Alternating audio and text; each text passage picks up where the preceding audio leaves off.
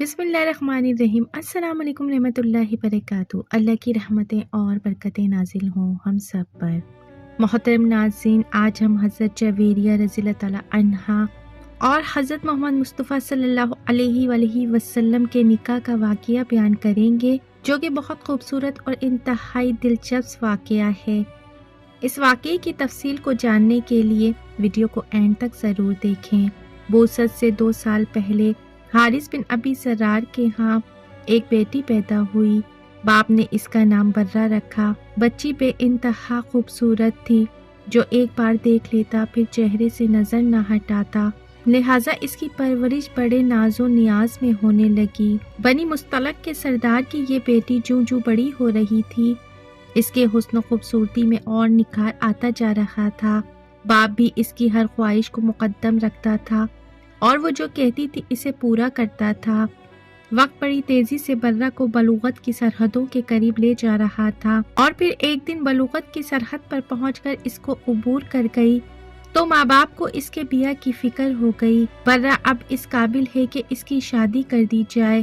بیوی نے ایک دن بات چھیڑی۔ مجھے احساس ہے میاں بیوی بیٹھے یہ باتیں کر ہی رہے تھے کہ اسی اثنا میں صفوان آ گیا، جو ان کے اپنے قبیلے کا ہی مشہور شخص تھا۔ کیا باتیں ہو رہی ہیں؟ اس نے بیٹھے ہوئے پوچھا۔ برہ کی شادی کے بارے میں سوچ رہے تھے۔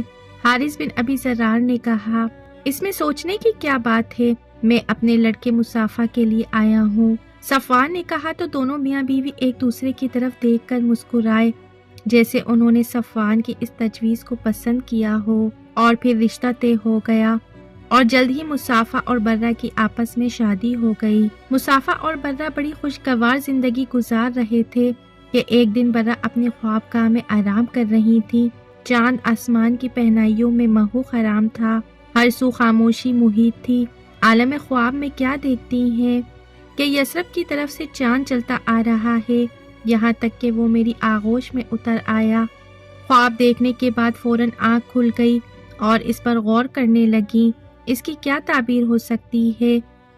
آپ سوچنے لگی اور پھر ان کے کانوں میں قبیلے کی کئی لوگوں کی آوازیں گونجنے لگیں۔ محمد بن عبداللہ صلی اللہ علیہ وآلہ وسلم کا دین روز افروز پھیل رہا تھا، جو ایک بار حلقہ اسلام میں داخل ہو جاتا ہے پھر اس پر مر مٹتا ہے۔ حضور صلی اللہ علیہ وآلہ وسلم کے غلاموں اور عاشقوں کی مثل دنیا میں کہیں نہیں ملتی۔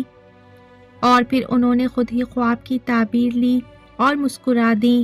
صبح جب وہ اٹھیں تو انہوں نے رات کے خواب کا کسی سے ذکر نہیں کیا۔ چہرے پہ عجیب طرح کی بشاشت تھی، جو اس سے قبل کبھی دیکھنے میں نہیں آئی تھی۔ مصافہ نے اس غیر معمولی بشاشت کی وجہ بھی دریافت کی، لیکن آپ نے انہیں کوئی جواب نہ دیا۔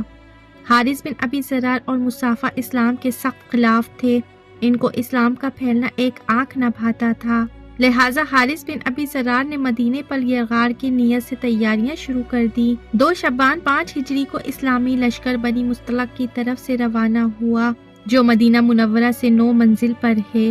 اس لشکر میں 1000 مجاہدین تھے۔ مجاہدین کا جھنڈا حضرت صدیق اکبر اور انصار کا علم حضرت سعد بن عبادہ رضی اللہ تعالیٰ عنہ کو عطا فرمایا۔ اس غزہ میں رسول اللہ صلی اللہ علیہ وآلہ وسلم کے ہمراہ امہات المؤمنین حضرت عائشہ صدیقہ رضی اللہ تعالیٰ عنہا اور حضرت سلمہ رضی اللہ تعالیٰ عنہا بھی تھیں۔ ادھر حارث بن ابی زرار کو بھی اطلاع مل گئی تھی کہ اسلامی لشکر چل پڑا ہے، اور یہ بھی پتہ چل گیا تھا کہ اس کا جاسوس قتل کر دیا گیا تھا، جسے اس نے رسول اللہ صلی اللہ علیہ وآلہ وسلم کی خبر لانے کے لیے بھیجا تھا۔ وہ لوگ جو اسلام دشمنی سے مغلوب ہو کر حارث بن ابی زرار کے پاس جمع ہوئے تھے، انہوں نے جب یہ دیکھا کہ مسلمان ان کے سر پر پہنچ گئے ہیں تو انہوں نے راہ فرار اختیار کی۔ حارث نے بھی اسی میں عافیت سمجھی کہ بھاگ جائے، لیکن باقی اہل قبیلہ نے صف بندی کر لی اور مسلمانوں پر تیر برسانے شروع کر دیے۔ تھوڑی ہی دیر میں مشرکین کے قزبل نکل گئے۔ ان کے 10 لوگ جنگ میں مارے گئے، جن میں مصافہ بن صفوان برہ کا خاوند بھی شامل تھا۔ مسلمانوں میں سے صرف ایک صحابہ حضرت حشام بن صباحہ رضی اللہ تعالیٰ عنہ شہادت پر فائز ہونے تھے۔ اس غزہ میں جو تاریخ میں غزہ بنی مستلق مشہور ہیں، 2000 اونٹ 5000 بکریاں مال غنیمت میں ملی اور 200 گھروں کے 600 مرد عورتیں اور بچے اسیر ہوئے، جن میں رئیس قبیلہ کی بیٹی برہ بھی شامل تھی۔ مال غنیمت کو مجاہدین میں بانٹ دیا گیا اور قیدیوں کو لوگوں میں تقسیم کر دیا گیا۔ برہ بن حارث رضی اللہ تعالیٰ عنہ حضرت ثابت بن قیس بن شماس رضی اللہ تعالیٰ عنہ اور ان کے چچا زاد بھائی کے حصے میں آئیں۔ میں آپ کی مکاتبہ بننے کے لیے تیار ہوں۔ برہ بن حارث نے حضرت ثابت بن قیس انصاری رضی اللہ تعالیٰ عنہ سے کہا، مجھے سب سے پہلے رحمت للعالمین صلی اللہ علیہ وآلہ وسلم کے در اقدس پر دستک دینا چاہیے، جہاں سے کوئی بھی نامراد نہیں لوٹتا۔ حضور اکرم صلی اللہ علیہ وآلہ وسلم اس وقت کہاں ملیں گے؟ برہ بن حارث نے حضرت ثابت بن قیس رضی اللہ تعالیٰ عنہ سے دریافت کیا۔ حارث بن ابی ذرار جو غزہ بن مستلق کے وقت بھاگ گیا تھا، اسے جب پتا چلا کہ اس کی بیٹی کو کنیز بنا کر لے گئے ہیں تو اپنی بیٹی کے فدیہ میں چند اونٹ لے کر مدینے کی طرف چل پڑا۔ جب وہ اونٹ لے کر چلا تھا، اس میں سے 2 اونٹ اسے بہت پسند تھے، لہٰذا وہ اس نے وادی عقیق کی گھاٹیوں میں سے ایک گھاٹی میں چھپا دیے اور باقی اونٹ لے کر رسول اللہ صلی اللہ علیہ وآلہ وسلم کی خدمت اقدس میں پہنچا۔ جب وہ مدینہ منورہ پہنچا تو اس سے پہلے ان کی بیٹی رحمت للعالمین صلی اللہ علیہ وآلہ وسلم سے مدد کی درخواست کر چکی تھی۔ آپ باہر تشریف لائے تو حارث بن ابی ذرار نے عرض کی، میری بیٹی کنیز نہیں بن سکتی، میری شان اس سے بالا تر ہے، میں اپنے قبیلے کا سردار اور رئیس عرب ہوں، آپ اس کو آزاد کر دیں اور زر فدیہ لے لیں۔ وہ 2 اونٹ کہاں ہیں جو تم راستے میں چھپا آئے ہو؟ رسول اللہ صلی اللہ علیہ وآلہ وسلم نے دریافت کیا اور اس گھاٹی کا نام بھی بتا دیا جہاں اونٹوں کو چھپایا تھا۔ آپ کو کس نے اطلاع دی؟ بے شک آپ اللہ کے رسول ہیں۔ حارث بن ذرار نے کہا اور مسلمان ہو گیا۔ برہ بنت حارث جب آزاد ہو گئیں تو انہوں نے رسول اللہ صلی اللہ علیہ وآلہ وسلم کی خدمت عالیہ میں ہی رہنے کو فوقیت دی اور اپنے والد کے ساتھ جانے سے انکار کر دیا۔ جب رسول اللہ صلی اللہ علیہ وآلہ وسلم کو علم ہوا تو آپ صلی اللہ علیہ وآلہ وسلم نے حارث بن ابی ذرار رضی اللہ تعالیٰ عنہ کو برہ سے نکاح کا پیغام بھیجا، جو انہوں نے خوشی سے قبول کر لیا۔ حضور اللہ صلی اللہ علیہ وآلہ وسلم نے حضرت برہ رضی اللہ تعالیٰ عنہ کے قبیلے کے 40 غلام بھی آزاد کر دیے۔ آپ نے برہ کا نام بدل کر جویریہ رکھ دیا اور اس طرح حضرت جویریہ رضی اللہ تعالیٰ عنہ کا وہ خواب سچا ثابت ہوا جو انہوں نے کئی سال پہلے دیکھا تھا کہ یثرب سے چلتا ہوا چاند ان کی آغوش میں آ گیا ہے، اور جو تعبیر انہوں نے اس وقت نکالی تھی وہی نکلی۔ برہ کا مطلب نیکی و احسان ہے، لیکن اس لفظ کے استعمال سے منفی معنی بھی نکلتے ہیں۔ بقول حضرت برہ، حضور اکرم صلی اللہ علیہ وآلہ وسلم اس نام کو مکروہ جانتے تھے اور اسی بنا پہ برہ کا نام بدل کر جویریہ رکھ دیا۔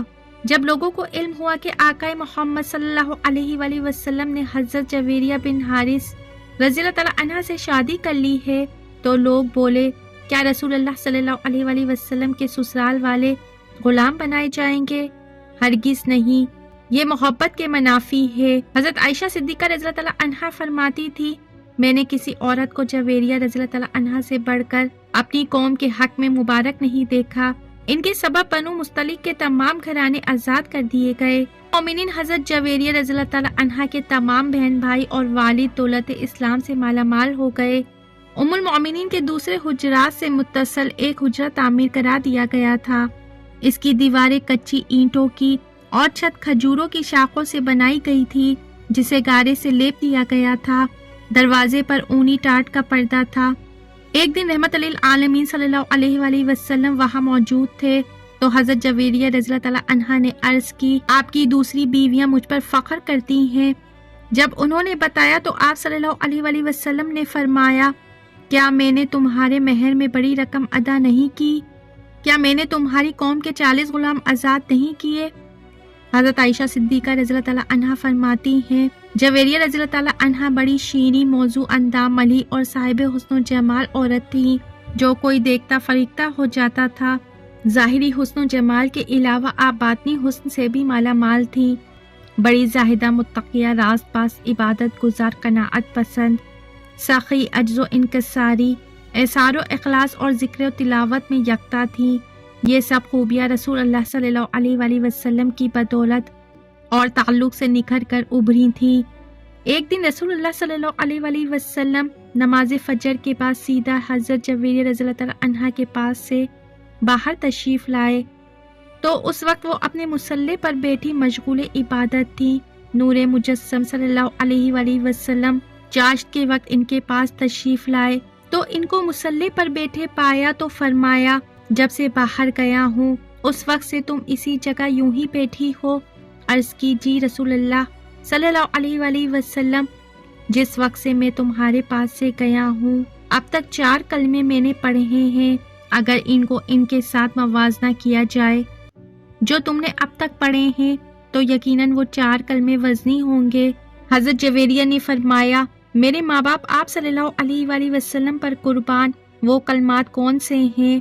اے اللہ کے حبیب صلی اللہ علیہ وآلہ وسلم، آپ صلی اللہ علیہ وآلہ وسلم نے ارشاد فرمایا، سبحان اللہ عدد ما خلقہ، سبحان اللہ رضا نفسہ، سبحان اللہ زنت عرشہ، سبحان اللہ مداد کلماتہ۔ بتانے کا مقصد یہ تھا کہ اپنے ذکر میں ان کلمات کو بھی شامل کر لیں جو بظاہر کم ہیں لیکن وزن میں زیادہ ہیں۔ ام المؤمنین سیدہ حضرت جویریہ رضی اللہ تعالیٰ عنہا روحانی نفس کی خاطر نفری روزے کا خاص اہتمام فرماتی تھی، خاص طور پر جمعۃ المبارک کو روزہ رکھتی تھی۔ ایک مرتبہ جمعۃ المبارک کو رسول اللہ صلی اللہ علیہ وآلہ وسلم ان کے ہاں تشریف لے گئے۔ اس دن ان کا روزہ تھا۔ پوچھا، گزشتہ کل روزہ رکھا تھا؟ نہیں یا رسول اللہ صلی اللہ علیہ وآلہ وسلم، انہوں نے جواب دیا۔ کیا آنے والے کل کو روزہ رکھنے کا ارادہ ہے؟ رسول اللہ صلی اللہ علیہ وآلہ وسلم نے دریافت کیا، جی ارادہ تو نہیں ہے۔ حضرت جویریہ رضی اللہ تعالیٰ عنہا نے عرض کی، سنا تو فرمایا افطار کر لو۔ حکم کی دیر تھی کہ انہوں نے روزہ افطار کر لیا۔ اس سے امت کی تعلیم مقصود تھی کہ کسی خاص دن کو نفلی روزے کے لیے مخصوص نہیں کرنا چاہیے تاکہ یہود و نصارہ کے ساتھ مشابہت نہ ہو جائے، کیونکہ وہ معین دن کی تعظیم کرتے ہیں۔ یہ معین دن ہفتہ اور اتوار ہے، نیز روز جمعہ روز عید ہے، جیسا کہ حدیث پاک میں وارد ہوا ہے، لہٰذا اس دن روزہ رکھنا مناسب نہ ہوگا۔ ایک مرتبہ آپ صلی اللہ علیہ وآلہ وسلم حضرت جویریہ رضی اللہ تعالیٰ عنہا کے گھر تشریف لے گئے اور پوچھا، کچھ کھانے کو ہے؟ میری کنیز نے صدقے کا گوشت دیا تھا، وہی رکھا ہے، اس کے سوا اور کچھ نہیں۔ انہوں نے عرض کیا تو فرمایا، اسے اٹھا لاؤ، کیونکہ صدقہ جس کو دیا گیا تھا اس کو پہنچ چکا ہے۔ ام المومنین حضرت جویریہ رضی اللہ تعالیٰ عنہا حضور اکرم صلی اللہ علیہ وآلہ وسلم کی زوجیت کے نور و نہکت سے بھرپور فضاؤں میں بے مثل زندگی گزار رہی تھیں۔ وہم و گمان میں بھی نہیں تھا کہ یہ حسین و خوشگوار زندگی صرف چند سالوں پر محیط ہے۔ اس کے بعد وہ بیوگی و جدائی کا داغ دے کر اپنے رفیق اعلیٰ کے پاس تشریف لے جائیں گے۔ جب رسالت مآب صلی اللہ علیہ وآلہ وسلم نے وصال فرمایا تو دنیا اندھیر ہو گئی۔ یقین نہیں آتا تھا کہ آنکھیں جو دیکھ رہی ہیں وہ حقیقت ہے۔ دل میں ہول اٹھتا تھا۔ اس وقت ان کی عمر مبارک 26 سال کی تھی۔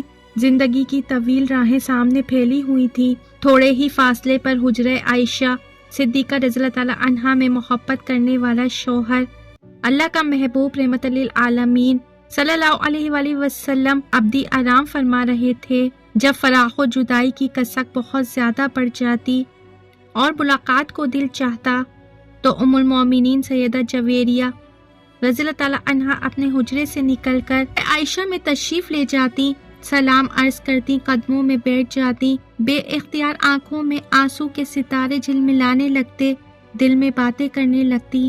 یوں احساس ہوتا جیسے محبوب عالم صلی اللہ علیہ وآلہ وسلم قریب بیٹھے باتیں سن رہے ہوں۔ دل تو نہیں چاہتا تھا کہ وہاں سے اٹھیں، لیکن اٹھنا پڑتا اور پھر اپنے حجرے میں تشریف لے جاتی اور یاد الہی میں مصروف ہو جاتی۔ حالات کچھ بھی تھے، لیکن امہات المؤمنین صلی اللہ علیہ وآلہ وسلم جو موجود تھی، ان کی بدرجہ اولا عزت و تکریم کی گئی، ان کی ضرورتوں کا دھیان رکھا گیا، ان سے رہنمائی حاصل کی گئی، اور ہر خلیفے کی یہ کوشش رہی کہ ان کو کوئی تکلیف نہ پہنچے۔ حضرت امیر معاویہ رضی اللہ تعالیٰ عنہا تو سیدنا جویریہ رضی اللہ تعالیٰ عنہا کا سالانہ وظیفہ 12,000 مقرر کر رکھا تھا۔ حضور اکرم صلی اللہ علیہ وآلہ وسلم سے سیدہ حضرت جویریہ رضی اللہ تعالیٰ عنہا کو جدا ہوئے 45 سال ہو گئے تھے۔ اس وقت ان کی عمر 71 سال تھی۔ یہ ربیع الاول 56 ہجری کا واقعہ ہے۔ سوچ رہی تھی کہ اس مہینے میں آقا نامدار صلی اللہ علیہ وآلہ وسلم سے جدا ہوئی تھی۔ یہاں پہنچ کر ان کی سوچیں اور گہری ہو جاتی ہیں۔ محبت و ابتدا کی یہ بھی صورت تھی کہ اسی مہینے بلاوا آ جائے، اور پھر بلاوا آ گیا۔ طویل جدائی کے بعد اب وصل کا وقت آ گیا تھا۔ حضرت جویریہ رضی اللہ تعالیٰ عنہا پہلے سے ہی تیار تھیں اور پھر روح قفس انصری سے پرواز کر گئی۔ ان دنوں حضرت امین معاویہ رضی اللہ تعالیٰ عنہ کی طرف سے مدینہ منورہ میں مروان بن الحکم حاکم تھا۔ انہوں نے امیر المومنین سیدہ حضرت جویریہ رضی اللہ تعالیٰ عنہ کی نماز جنازہ پڑھائی اور جنت البقیع میں تدفین ہو گئیں۔ محترم ناظرین، کمنٹ باکس میں حضور محمد صلی اللہ علیہ وآلہ وسلم کا کوئی ایک نام ضرور ٹائپ کریں۔ ویڈیو اچھی لگی ہے تو ویڈیو کو لائک، شیئر، سبسکرائب کریں۔ بیل آئیکن پہ ضرور کلک کریں تاکہ میری آنے والی ویڈیو کا نوٹیفیکیشن بر وقت آپ کو ملتا رہے۔ خوش رہیں، اپنا بہت سا خیال رکھیں۔ زندگی رہی تو پھر ملیں گے معلوماتی ویڈیو کے ساتھ۔ اللہ حافظ۔